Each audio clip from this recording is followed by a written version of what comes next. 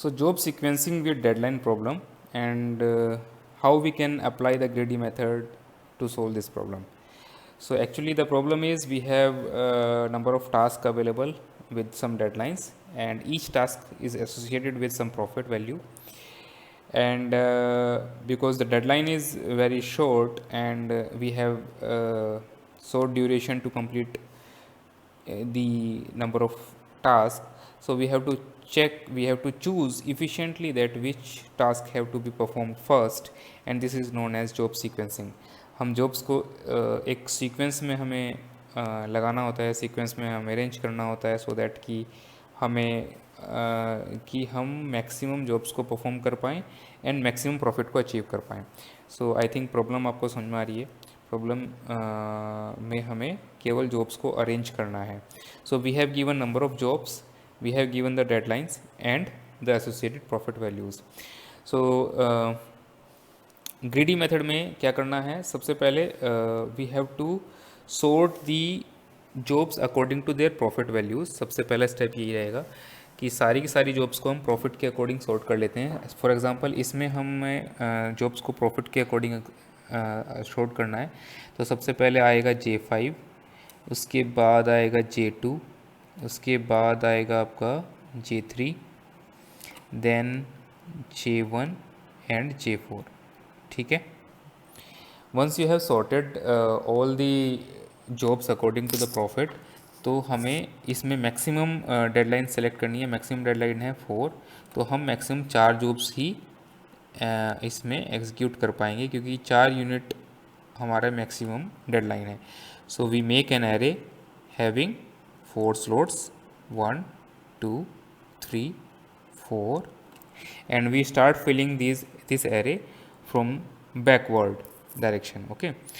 तो क्योंकि हम प्रॉफिट को मैक्सिमम करना चाहते हैं और डेडलाइन ज़्यादा से ज़्यादा जॉब तभी ऑक्यूपाई होंगी जब इसको हम लास्ट से फिल करेंगे. देखिए सबसे पहले हमें J5 को फिल करना है क्योंकि ये सबसे ज़्यादा प्रॉफिट दे रहा है. हमने इसको ऑलरेडी इस प्रॉफिट के अकॉर्डिंग सॉर्ट कर लिया है.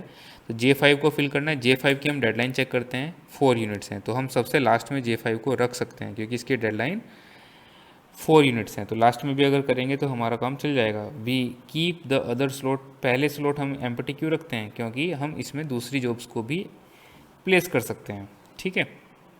अब दूसरी जो हम करते हैं, अगर J2 करेंगे तो मैक्सिमम प्रॉफिट मिलेगा. J2 का प्रॉफिट 20 है, तो J2 के लिए हम कहाँ पे इसको प्लेस कर सकते हैं. तो J2 का हमें डेडलाइन देखना है. J2 का डेडलाइन है 3, तो हम J2 को यहाँ पे प्लेस कर सकते हैं. देन J3 का डेडलाइन कितना है 3. क्या J3 को हम प्लेस कर सकते हैं यहाँ पे? नहीं.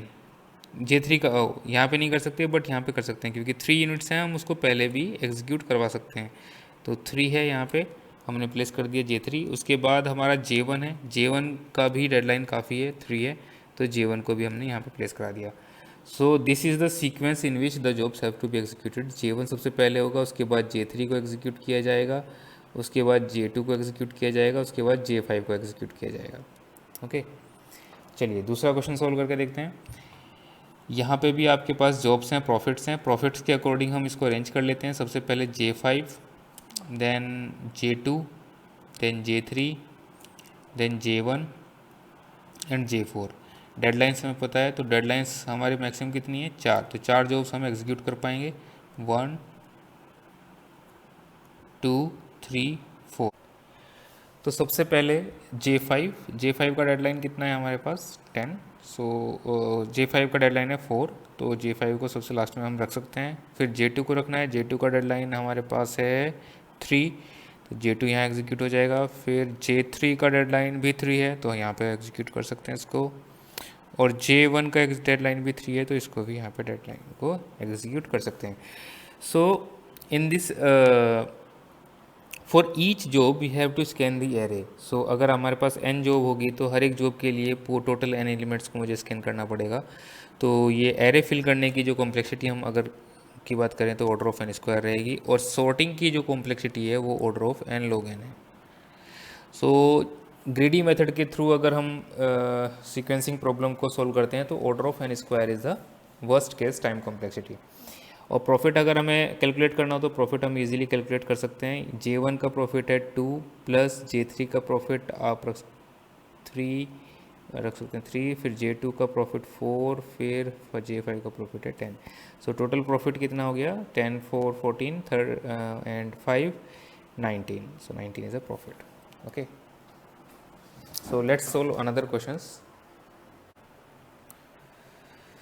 So in this question, total 9 jobs are given and with their profit values and deadlines. So the maximum deadline is 7. So the first step to sort these jobs. तो sort करने के लिए सबसे ज़्यादा प्रॉफिट किसका है J3 का, J3, then J9, then J7, J2, J4, J5, J8 and J1 and J6. Okay, then we make a array with how many slots, 7 slots. Okay, क्योंकि maximum deadline 7 है। ठीक है, 1, 2, 3, 4, 5, 6 एंड 7। सबसे पहले असाइन कौन सी जॉब करनी है J3। J3 का प्रॉफिट सबसे ज़्यादा है, तो J3 का डेडलाइन कितना है, J3 का डेडलाइन है 5। तो 5 को मैं यहाँ पे असाइन नहीं कर सकता, यहाँ पे असाइन नहीं कर सकता, 5 को मैक्सिमम मैं यहाँ पे असाइन कर सकता हूँ, क्योंकि यहाँ पे 5 यूनिट्स मेरी कंप्लीट होगी, उसके बाद मैं इस जॉब को कंप्लीट नहीं कर सकता। यहाँ तक मुझे एनी हाउ ये जॉब कंप्लीट करनी ही है, तो I will add J3 here. Then J9 का डेडलाइन चेक करिए, J9 का डेडलाइन है 3, तो 3 को मैं यहाँ 3 यूनिट्स वाले जगह पे ही प्लेस कर सकता हूँ, तो J9 को हम यहाँ पे प्लेस करेंगे। देन J7 का डेडलाइन चेक करेंगे 2, सो J7 को हम यहाँ पे प्लेस करेंगे। जब तक एम्प्टी स्लॉट है हम फारेस्ट लोकेशन पे प्लेस करते जाएंगे। फिर J2 की बात करते हैं, J2 का डेडलाइन भी 2 है, तो इसको 1 वाले में भी हम प्लेस कर सकते हैं। पहले हम जॉब एग्जीक्यूट करा सकते हैं, लेकिन लेटर ऑन नहीं करा सकते। J4 का डेडलाइन हम चेक करेंगे, J4 का डेडलाइन है 3। J4 यहाँ तक हमारी एग्जीक्यूट हो जानी चाहिए थी, और यहाँ पर हमें कोई भी स्लॉट नहीं मिल रहा है, तो J4 को हम नहीं इंक्लूड करेंगे। फिर J5 को चेक करेंगे, J5 का प्रॉफिट है, डेडलाइन है 4, तो J5 फोर्थ लोकेशन पे हम पुट कर सकते हैं, एम्प्टी है। फिर J8 को चेक करेंगे, J8 का डेडलाइन है 7, तो लास्ट में हम J8 को रख सकते हैं। फिर J1 को चेक करें, तो J1 का डेडलाइन है 7, तो J1 का डेडलाइन है 7, तो J1 को हम यहाँ पे प्लेस कर सकते हैं। ठीक है, so this is our sequence. Profit हम निकाल सकते हैं। प्रॉफिट के लिए simple add the profit of this sequences. So J2 का प्रॉफिट कितना हो रहा है 2, प्लस J7 का प्रॉफिट, सॉरी J2 का प्रॉफिट है आपका 20, plus J7 23, plus 25, plus J5 is 18, plus J3 is 30, plus 15, plus 16, तो what ever the value is, it is a total profit. Okay, चलिए दूसरा सवाल सोल्व करते हैं। प्रॉफिट्स दिया है, डेडलाइंस दी है, तो सबसे पहला काम क्या है, जॉब्स को प्रॉफिट्स के अकॉर्डिंग अरेंज करना। तो J4, देन J4 के बाद आएगा आपका J1 के बाद J3, J2 and J5 and J6। Okay, so now the maximum deadline is 5, तो 5 ही जॉब्स हम एग्जीक्यूट करा पाएंगे इसमें, 3, 4, 5। सो सबसे पहले J4 को देखते हैं। J4 का डेडलाइन 5 है, 5 मतलब J4 को लास्ट में पुट कर दीजिए। फिर J1 का डेडलाइन देखना है। J1 का डेडलाइन कितना है, सॉरी J4 का डेडलाइन कितना था, J4 का डेडलाइन है 2, सो 2 का मतलब, हाँ सॉरी, J4 का डेडलाइन है 2 का मतलब हम इसको यहाँ पे पुट करेंगे, ठीक है, इसके बाद नहीं पुट कर सकते। फिर J1 का डेडलाइन है 5, सो J1 का डेडलाइन है 5 मतलब J1 को लास्ट में पुट कर देते हैं। J3 का डेडलाइन है 19, सॉरी 3, सो 3 का मतलब यहाँ पे इसको J3 को पुट करेंगे, एम्प्टी स्लॉट है। J2 का डेडलाइन है 3, तो J2 को हम यहाँ पे पुट कर सकते हैं, ठीक है। उसके बाद ये भी कवर हो गया। J5 का डेडलाइन है 4, तो J5 को हम यहाँ पे पुट कर देंगे।